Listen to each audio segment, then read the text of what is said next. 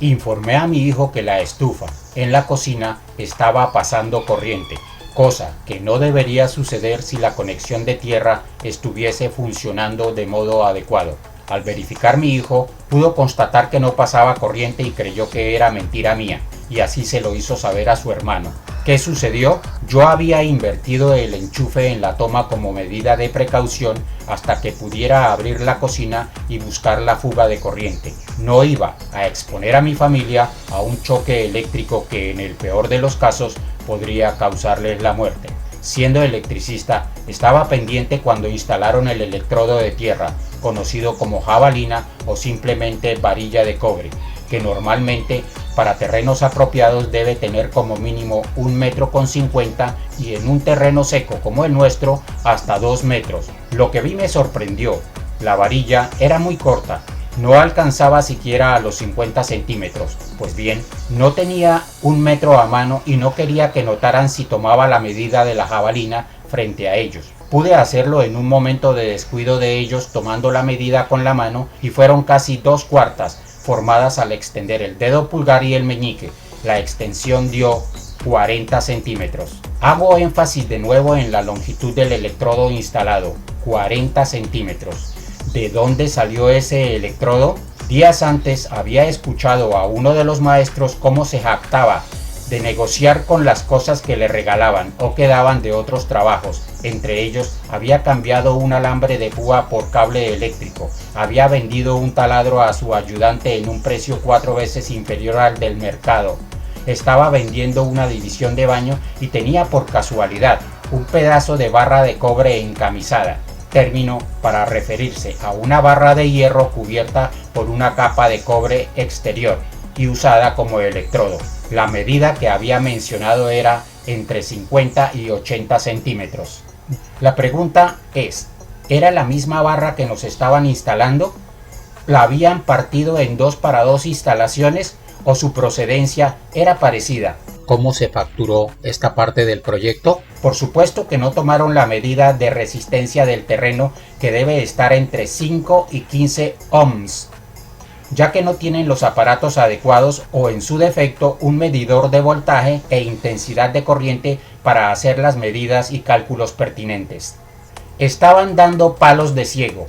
Poco antes el contratista explicaba a su maestro y a su ayudante que la toma de tierra era para que protegiera la instalación de una sobrecarga que entrara por la acometida. Al escuchar solo pude balbucir. El conocimiento que tengo es muy diferente, pero me está prohibido emitir juicios y menos críticas. Las sobrecargas de corriente no entran por la acometida que suministra voltaje. Las sobrecargas se producen en la instalación y se refieren a una elevada cantidad de corriente circulante en una instalación que no la soporta. Debo recalcar que el contratista es bachiller, mientras que el maestro es analfabeta y el ayudante tiene 2º grado de primaria. Las leyes físicas de la electricidad para estos dos debe ser chino para ellos.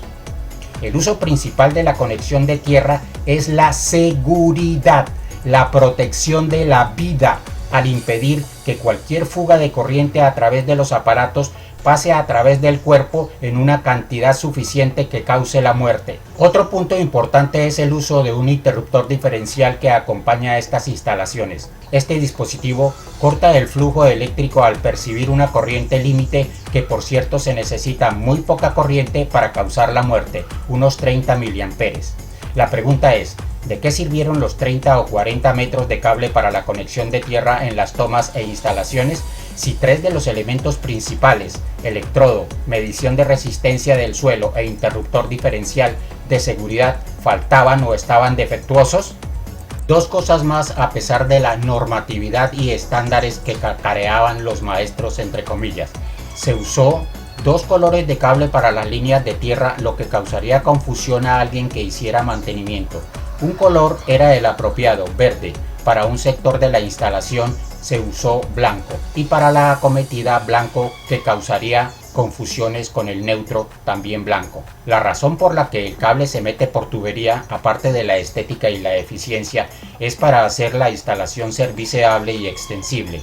Pues bien, la acometida de tierra se fijó en la pared sin el uso de tubo que por cierto sobró tubo hasta para usarlo como extensión de rodillo de pintura, que no es su uso. Pero lo más importante, el riesgo de electrocución y muerte quedó latente. A pesar de lo molesto que puede parecer si el cliente no está pendiente de lo que hacen los maestros, es posible que algunas de las cosas queden ocultas y otras son tan evidentes que no se necesita ser un maestro, entre comillas, para ver lo que está mal. Solo se necesita tener ojos, oídos y entre más información mejor. Si usted va al mercado y pregunta al vendedor cómo están las papas, este dirá siempre que bien. Igual proceden contratista y maestro. Siempre habrá una disculpa. La peor que les oí decir es: eso no tiene importancia. ¿Recomendaste un electricista para verificar la instalación? Publicando este video tendrás a todos los electricistas, contratistas y maestros del mundo a tu servicio de modo imparcial, evaluando el desempeño, tanto que quien hizo las instalaciones pueda hacer sus descargos, justificarse y criticar o evaluar mi comportamiento frente a su trabajo. Si se identifica con su nombre propio, mucho mejor. Ustedes, electricistas, contratistas, maestros y clientes, ¿qué opinan?